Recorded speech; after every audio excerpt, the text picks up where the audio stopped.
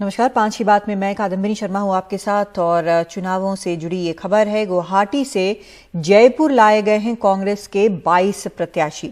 Indigo की विशेष विमान से इन्हें जयपुर लाया गया और जयपुर शहर के बाहर फेयरमाउंट होटल ले जाया गया। ये वही होटल है जहां गहलोत सरकार पर संकट के समय राजस्थान के कांग्रेस विधायकों को रखा गया था।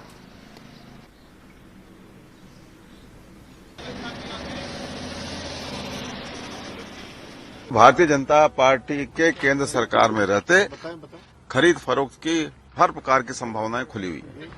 19-20 लोग करीब हैं। हम उनकी देखभाल करेंगे।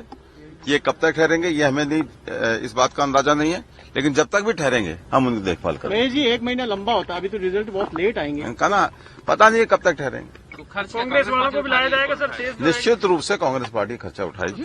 पहले भी कांग्रेस पार्टी ने जो आए हैं, हमारे मेहमान आए थे या हमारे राजस्थान के भी विधायक जब ठहरे तो कांग्रेस पार्टी ने ऐसे खर्चा उठाया था। आप कुछ भी कह सकते हैं। और इस पूरे मामले पर और जानकारी दे रहे हैं हमारे सहयोगी रत्नदीप। दिलचस्प डेवलपमेंट है। 3 दिन पहले ही जो 3 चरण का चुनाव था वो खत्म हुआ असम में, और अब जो खबर हमें लग रही है और जिस बात की हम पुष्टि कर सकते हैं कि जो महाजोट है, कांग्रेस लेड जो महाजोट है, उनके 22 कैंडिडेट, एटलीस्ट 22 कैंडिडेट को आज जो गुवाहाटी से जयपुर वो बाय एयर वो पहुंचे और अब वो फेयरमाउंट होटल में हैं।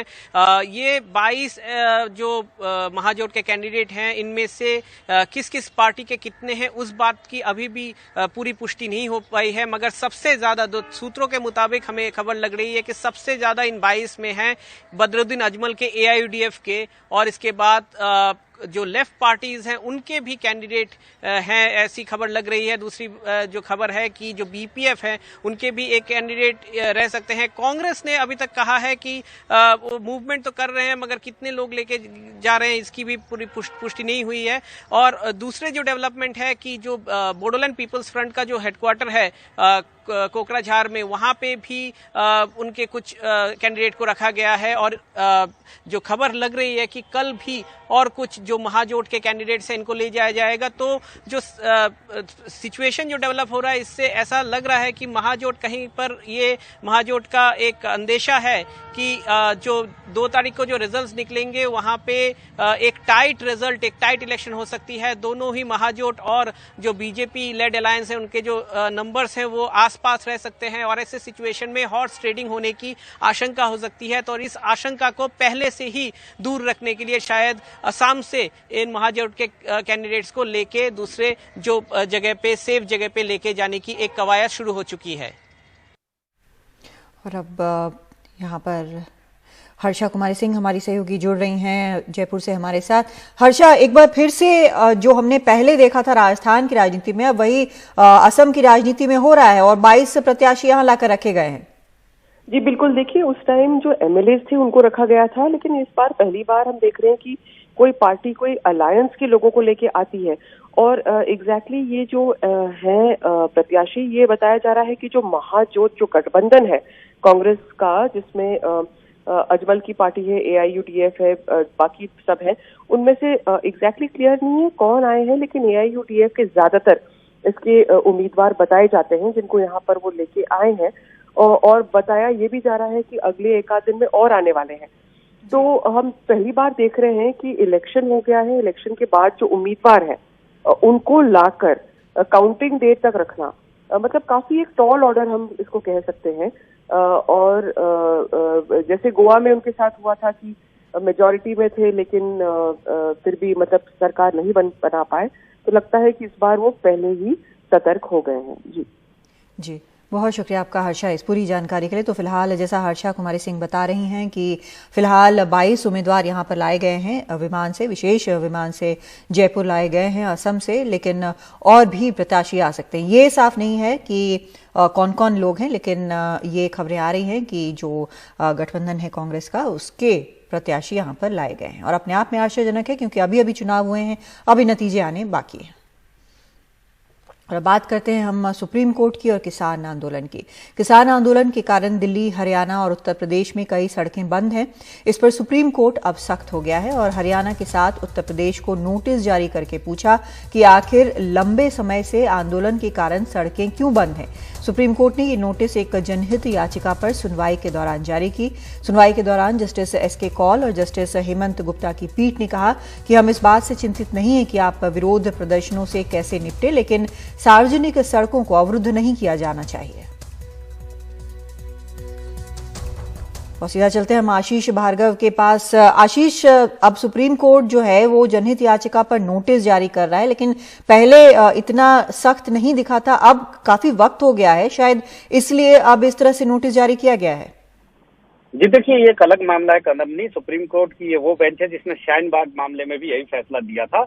हालांकि सुप्रीम कोर्ट ने प्रदर्शनकारियों को हटाने के आदेश देने से इनकार कर दिया था। तो ये बेंच लगातार यही कह रही है कि सार्वजनिक स्थल पर आप धरना प्रदर्शन नहीं कर सकते हैं और आप किसी दूसरे के अधिकार में दखल नहीं दे सकते हैं। लेकिन कोई आदेश जारी नहीं किया गया है, पहले भी नहीं किया गया था। सिर्फ एक टिप्पणियां की गई थी और बताया गया था। लेकिन जो किसान आंदोलन के रोड ब्लॉक करने की बात है वो चीफ जस्टिस की बेंच में है, जिसने एक फैसला दिया था। 3 जजेस की वो बेंच है कि जब तक प्रदर्शनकारी शांतिपूर्वक आंदोलन कर रहे हैं उनको ना हटाया जाए। आपको याद होगा ये 2 जजेस की बेंच है, ये एक नई पिटीशन पे सुनवाई कर रही है जिसमें ये मांग की गई है एक महिला के द्वारा कि वो नोएडा से दिल्ली जब आती हैं, कामकाजी महिला है, सिंगल मदर है, तो जहां 20 मिनट लगने चाहिए वहां पर 2 घंटे उनको आने जाने में लगते हैं।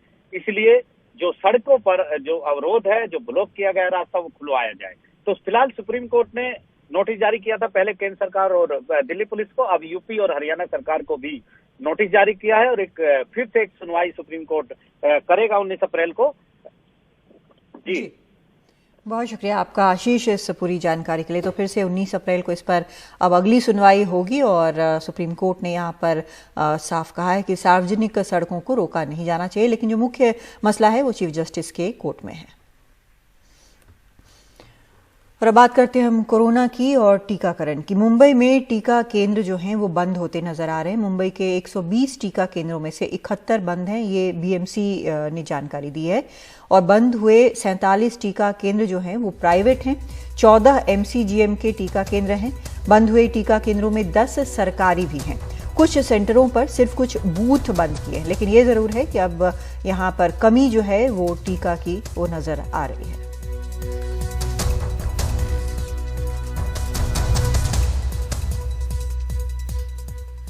और आज सुबह मुंबई के बीकेसी जंबो कोविड सेंटर में बड़ी संख्या में लोग जमा हो गए, लेकिन वैक्सीन नहीं होने के कारण लोग निराश हुए। पुलिस की मदद से लोगों को समझाकर वापस भेजा गया, लेकिन कई लोग इसके बावजूद वहीं जमे रहे।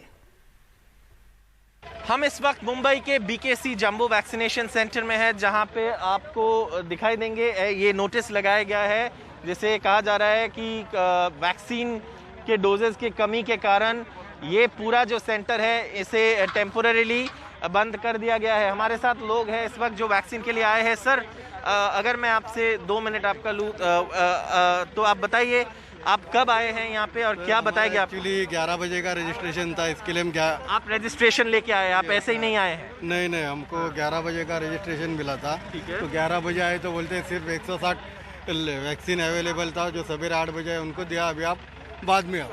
ठीक है। और आपका आप हमें दिखा रहे थे, तो आप देख सकते हैं यहाँ पे इनके पास ये वैक्सीन का जो रजिस्ट्रेशन है, इनका टाइम दिया गया है। आप किसके साथ आए? आपके वाइफ भी है। मैडम, आपसे भी जानना चाहेंगे, क्या बताया आपको अंदर से? अंदर से कुछ बता नहीं रहे वो लोग बोले जब टीवी के ऊपर दिखेगा तब आ जाएगा। ठीक है। तो ये स्थिति है मुंबई में, और ये जो सेंट्रल गवर्नमेंट का कहना है कि वैक्सीन है, लेकिन अगर आप मौके पे पहुंचे जहाँ पे वैक्सीन दिया जा रहा है, वहाँ पे वैक्सीन डोजेस की कमी है, ये ग्राउंड पे दिखाई दे रही है। राजनीति चल रहा है वैक्सीन को लेकर, लेकिन जो सिटीजन है जो वैक्सीन के लिए आए हैं उनको लाइन में खड़े होना पड़ रहा है। उनको बताया जा रहा है कि सेंटर में वैक्सीन नहीं है, जो डोज थे वो ख़त्म हो गए हैं।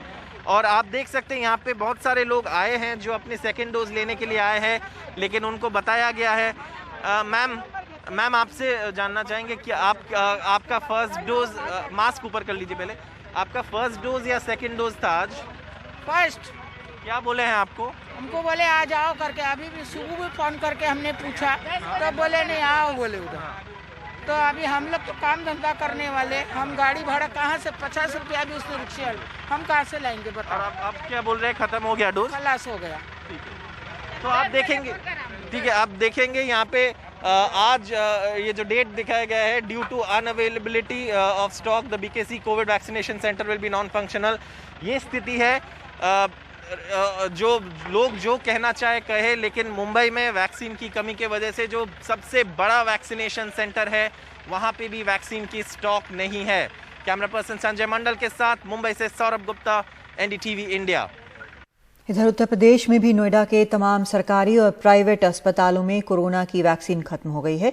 लोगों को पंजीकरण कराने के बाद भी टीकाकरण का वक्त दिया गया था और जब वो टीकाकरण केंद्र पहुंच रहे हैं तो पता चला कि वैक्सीन खत्म हो गई है। नोएडा के सरकारी ईएसआईसी अस्पताल से हमारे सहयोगी सौरभ शुक्ला की रिपोर्ट। तमाम राज्यों के मुख्यमंत्री ये कह रहे हैं कि जो टीकाकरण के लिए एलिजिबल हैं, जिनकी उम्र 45 साल के ऊपर है, वो टीका लें। नोएडा और गाजियाबाद में वैक्सीनेशन खत्म होता जा रहा है, वैक्सीन खत्म होती जा रही है और अब ये नोएडा के सरकारी केंद्र में है, ये ईएसआईसी हॉस्पिटल है और यहाँ पर 2 दिन से कोरोना का टीकाकरण नहीं हो रहा है क्योंकि वैक्सीन खत्म हो गई है। लोग छुट्टी लेकर के यहाँ पर आ रहे हैं और रजिस्ट्रेशन करने के बाद भी उनको वैक्सीन नहीं मिल रही। ऐसे कुछ लोग हैं, उनसे बात करते हैं। कब से यहाँ पर आए हैं और क्या देखने को मिल रहा है? कल भी पता कर गया और रजिस्ट्रेशन भी करवाया है। ये उन्होंने कल आज का डेट दिया है, लोग कह रहे हैं कि टीका है ही नहीं।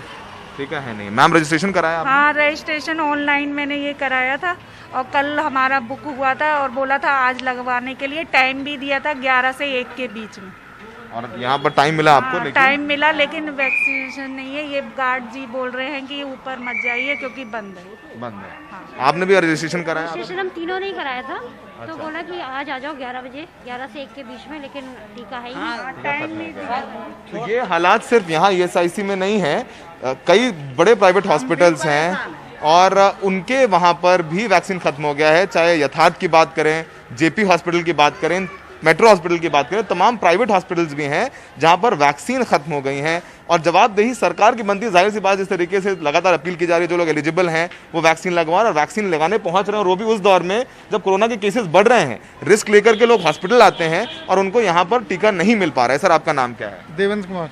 देवेंद्र जी, आपने भी रजिस्ट्रेशन कराया था। आज की डेट दी है फॉरनून की। ये देखिए, आज ये सर ने रजिस्ट्रेशन कराया अपना, देवेंद्र जी ने, और इनको लिखा हुआ है, आज की तारीख लिखी हुई है और ईएसआईसी नोएडा जहां पर खड़े हैं 1 बजे तक का वक्त है और इनको वैक्सीन खत्म हो गई है। क्या कह रहे हैं लोग?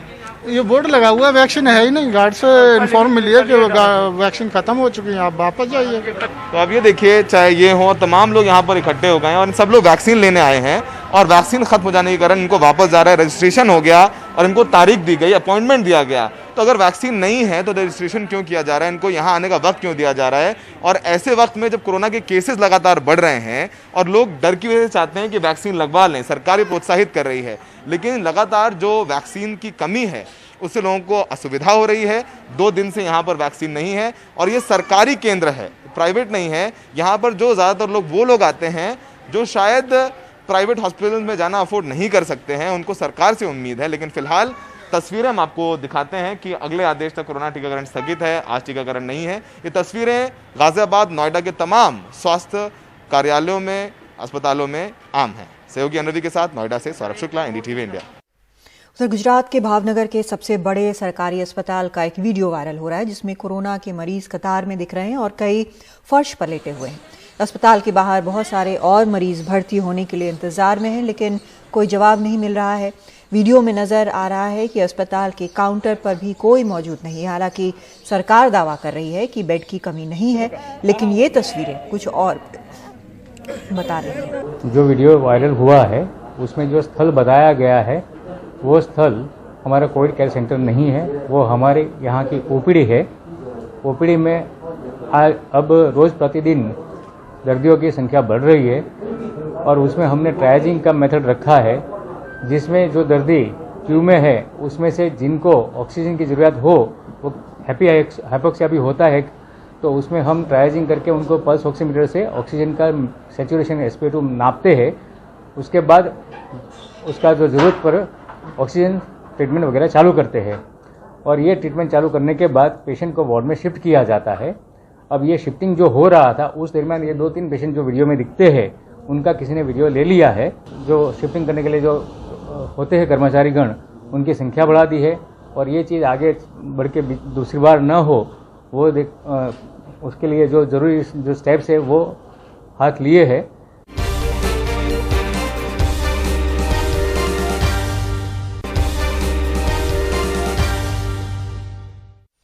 महाराष्ट्र के अहमदनगर जिले से परेशान करने वाली तस्वीरें सामने आई हैं। वहां के अमरधाम शमशान भूमि में एक दिन में 42 कोविड शवों का दाह संस्कार किया गया।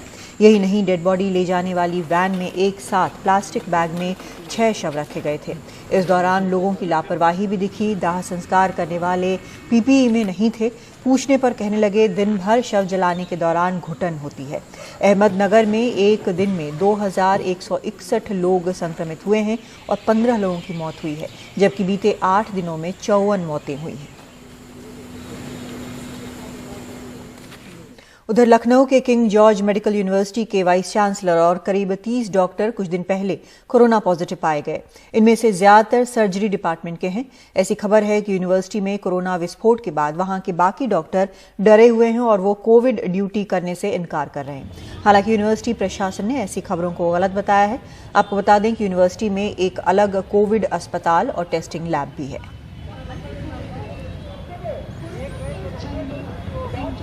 लखनऊ के सबसे प्रतिष्ठित सरकारी अस्पताल किंग जॉर्ज मेडिकल यूनिवर्सिटी की चिंताएं पिछले कुछ दिनों में बढ़ी हैं। जैसे लखनऊ और उत्तर प्रदेश में कोविड का संक्रमण बढ़ा है। यहाँ पे कम से कम 30 डॉक्टर जो हैं वो कोविड धनात्मक या पॉजिटिव पाए गए हैं पिछले हफ्ते में, और जो वाइस चांसलर हैं किंग जॉर्ज मेडिकल यूनिवर्सिटी के वो भी कोविड पॉजिटिव पाए गए हैं। इनमें से कई सारे लोगों ने अपनी दोनों डोज वैक्सीन ली थी और कुछ ने एक डोज कम से कम वैक्सीन ली थी। कुछ सूत्र हमें ये बता रहे हैं कि डॉक्टर्स थोड़े रिलक्टेंट हैं इतनी पॉजिटिविटी के बाद कि ये जो कोविड हॉस्पिटल है यहाँ पे वो अपनी सेवाएं दें, या फिर जो वार्ड्स में उनको राउंड्स करने होते हैं वो नहीं करना चाहते। लेकिन जो यूनिवर्सिटी का प्रशासन है उसने ऑन रिकॉर्ड 2 चीज़ें कही हैं। एक, उसने ये कहा है कि डॉक्टर्स रिलक्टेंट नहीं हैं, और दूसरा उसने एक चिट्ठी भी सार्वजनिक की है जिसमें जो टीचर्स एसोसिएशन है उन्होंने वाइस चांसलर को लिखा है और ये बताया है कि भाई हम जहाँ भी आप चाहें वहाँ ड्यूटी करेंगे। लेकिन सिचुएशन तो चिंताजनक है ही। लखनऊ में पिछले कुछ दिनों में काफ़ी रिकॉर्ड केसेस आए हैं। कल सारे रिकॉर्ड टूटे उत्तर प्रदेश और लखनऊ दोनों में, और यूनिवर्सिटी के इतने डॉक्टर्स का पॉजिटिव होना भी एक काफ़ी चिंता का विषय है। एक चीज़ हमें जो ये बताई गई है वो ये है कि काफ़ी लोग जनरल सर्जरी वार्ड जो है या जनरल सर्जरी जो डिपार्टमेंट है उसके डॉक्टर्स काफ़ी पॉजिटिव हुए हैं, और अभी एक वो भी हो रहा है, एक सर्वे भी हो रहा है और एक स्क्रीनिंग भी हो रही है सारे डिपार्टमेंट्स की, जिससे अगर और कोई पॉजिटिविटी हो तो उसको डिटेक्ट की जाए। कैमरा पर्सन राजेश गुप्ता के साथ आलोक पांडे, NDTV इंडिया।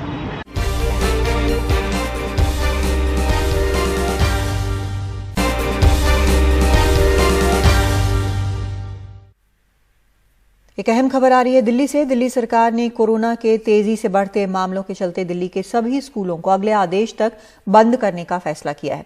मुख्यमंत्री अरविंद केजरीवाल ने ट्वीट करके कहा है, कोविड के बढ़ते मामलों के कारण दिल्ली के सभी स्कूल सरकारी, प्राइवेट सहित सभी क्लासेस के लिए अगले आदेश तक बंद किए जा रहे हैं। शरद शर्मा हमारे संवाददाता इस वक्त हमारे साथ जुड़ रहे हैं। शरद, जो सीनियर क्लासेस हैं जिनके अब एग्जाम है उनके लिए भी ये आदेश लागू है? हाँ, देखिए मैं बताऊं दिल्ली में अभी हो क्या रहा था। दिल्ली में 2021-22 यानी ये जो अब सत्र चल रहा है इसके लिए तो पहले ही कोई क्लास जो है वो नहीं चल रही थी, सब बंद कर दिए गए थे, किसी को भी स्कूल नहीं बुलाया गया था। लेकिन जो 2020 और 21 यानी जो पिछले साल का जो सेशन है जो अभी तक पूरा नहीं हो पाया है, उस सेशन के 9 से 12वीं के बच्चों को क्योंकि वो सीबीएसई के तहत आते हैं तो उनको पेरेंट्स की लिखित सहमति के बाद स्कूल बुलाया जा रहा था।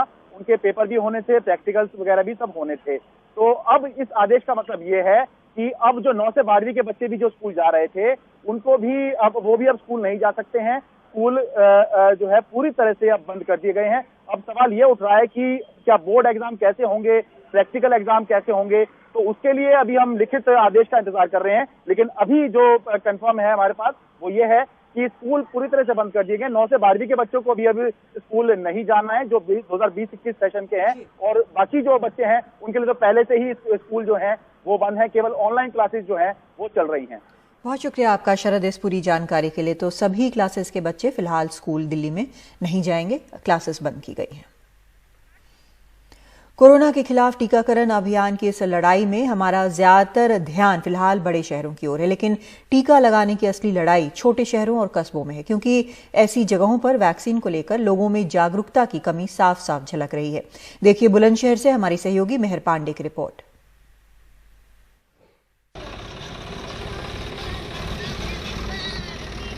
गुड्डी और गोमती उत्तर प्रदेश के बुलंदशहर के कुटी काजीपुर में रहती हैं। दोनों की उम्र 50 साल से ज्यादा है और कोरोना वैक्सीन लेने के योग्य हैं, लेकिन दोनों ने अब तक टीका नहीं लिया है। वजह है डर और उनके मुताबिक सरकार की ओर से जागरूकता की कमी। कोई दिक्कत ना होगी तो लगवा लेंगे, का लगवाने में कहा। आपको क्या दिक्कत का डर है? कोई परेशानी बन जा शरीर में खड़ी।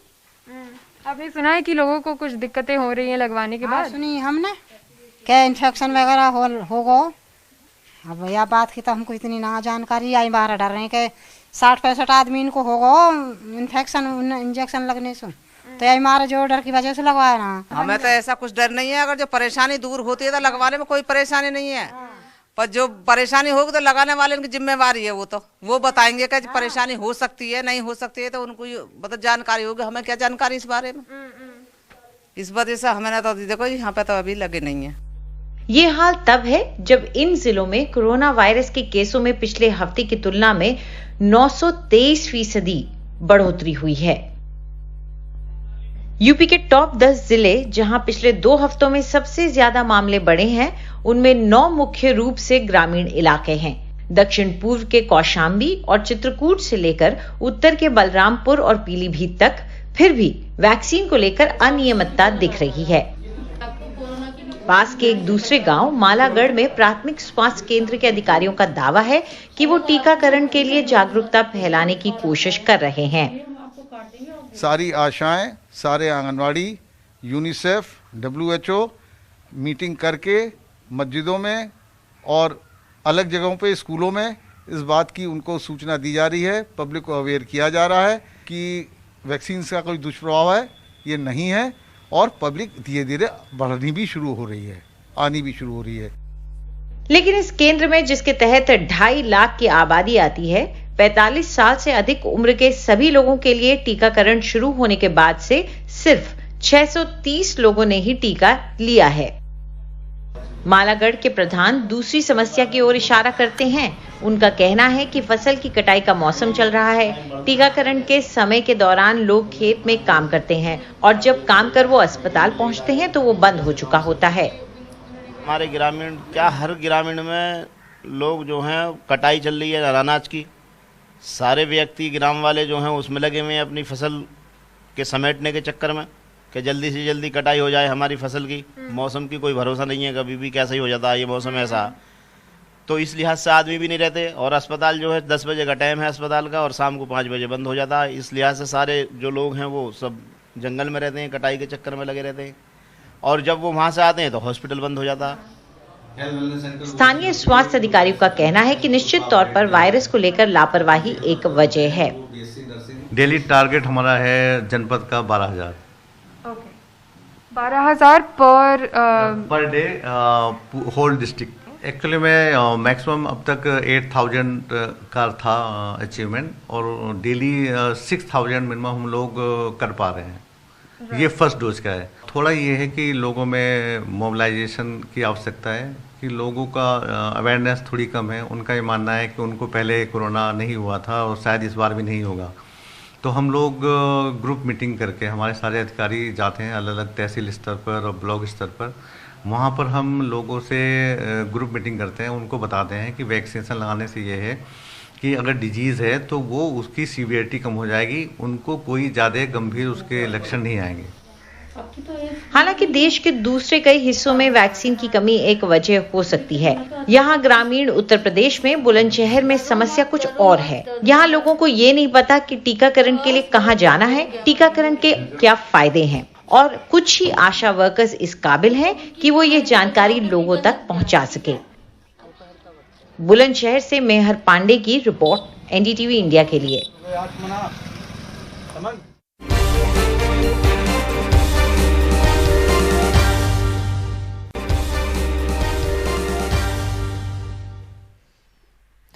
कोरोना का असर किसानों पर भी हो रहा है। बाजार को कम वक्त के लिए खोले जाने की वजह से होटल रेस्टोरेंट में ग्राहकों का आना तकरीबन खत्म हो गया है।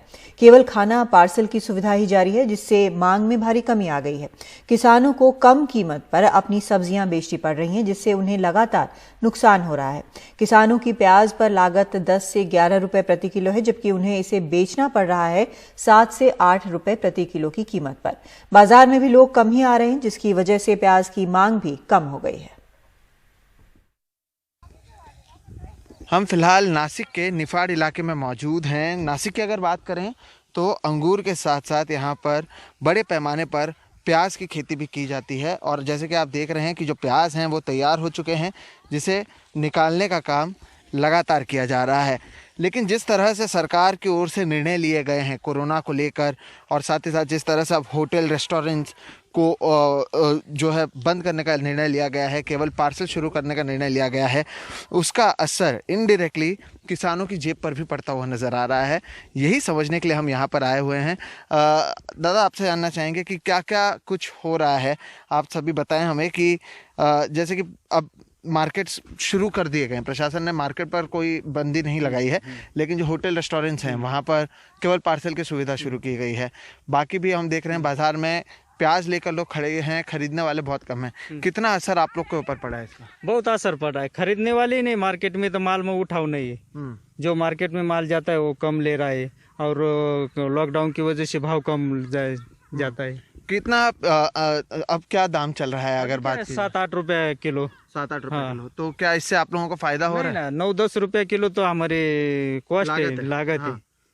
खर्चा आता है 1 किलो को। तो 10 रुपए आपका एक किलो के पीछे लागत है, और अभी आपको 7 से 8 रुपए मिल रहा है। होटल रेस्टोरेंट्स के बंद होने का क्या असर पड़ा है आप लोगों के इसको? हाँ, ज्यादातर प्याज तो होटल रेस्टोरेंट में ज्यादा लगता है।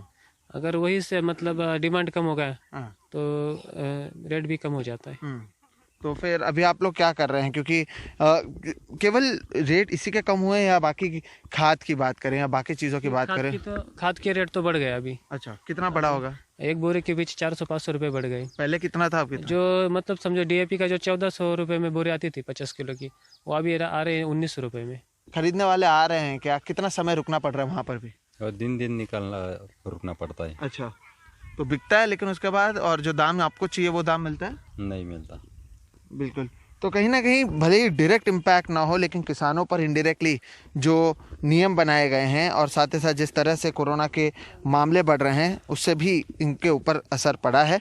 प्याज के दाम 8 से 9 रुपए प्रति किलो यहाँ पर चल रहा है, जबकि किसानों का कहना है कि उनकी खुद की लागत प्रति किलो के पीछे 10-11 रुपए तक चली जाती है।